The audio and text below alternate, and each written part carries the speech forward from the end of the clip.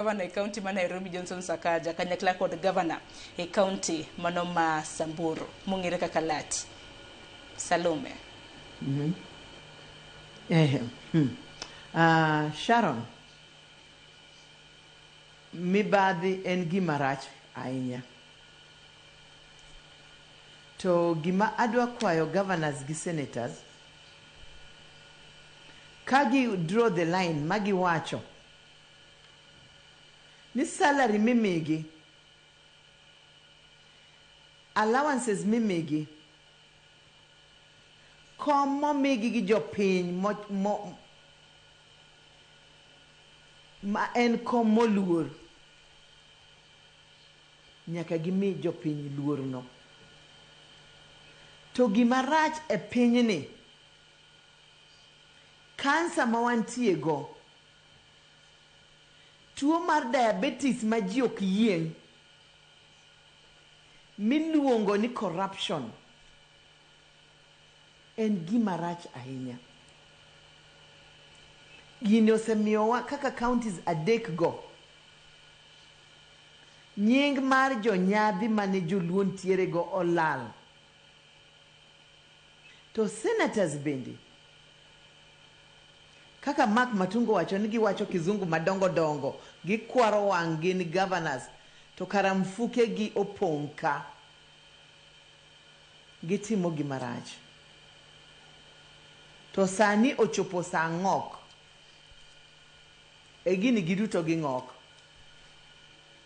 Governors ng'ok, senators ng'ok.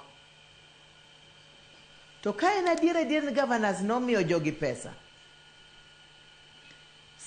governors mano golo omenda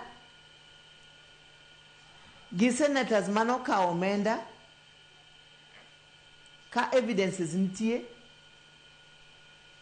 onego bed behind the bars as we speak. Sharon nan Chicago. Governor ma Chicago nedwa kawo $500, only $500 on corruption. No kokao. And he was having the intention mondo kawo.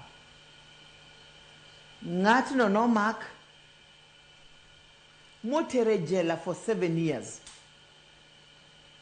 Trump kende manyocho gole. Koro governors wagi, gi senators wagi, ka en hie nigi kawo pesa no, magi exchange money for corruption, pesa monego kon jopiny, ok onego kata gichung' mbele jopiny. They should be behind the bars. Ta agree gi Mark Matunga kowacho ni DCI onego act from the rumors, kaka gi act gi gik ma giwinjo, onego gichak timo implementation, gi follow up me governors mano wacho ni jogo thago gi, mondo gigol evidence kaka ne gimiyo jogo pesa. To da mor kawuono kaneno Milimani Court ka governors gi senators go oter e mbele jopiny mondo otwe, nikech pesa go ok gin pesa gi, mago pesa jopiny, mage taxes mwachulo, mwachulo gi go salaries, mwachulo gi sitting allowance, mwachulo comfortable life magi lead no, to kendo gi kwalo. Mano upuzi. It should not happen, must not happen. Kata president onego donje wachni kaka no donje wach jo parliament. To governors ma thurwa ka matimo kamano gimiyo gaira ilok nind gi kwe nikech gi ene manoketo devolution for the sake mar jopiny, not tumbo cats. Erokamano Sharon. Erokamano nya daktari. Ta keni dibed ni apise mamoko kaka ma iluongo kanyo kaka mago kwach kiche kin mamoko dibed ni giyule tije gi nyaka gisane kaluore koda nonro mabende osebedo kadhi nyime. Mana kinyalo mana kawe mana mapiyo piyo kapok adhi e kaunti ma Migori. Sharon, DCI act very fast. Iparo nyathi manokaw Homa Bay motho e police cell cha. Not in within 24 hours. Gini within 24 hours kaka wawuoyo ni. Ka DCI ntiere.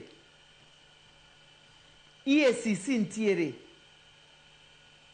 Gimoro ni gotim. Nikech wanyalo ga wuoyo ni corruption. To ka onge gima timore. Mana noise making.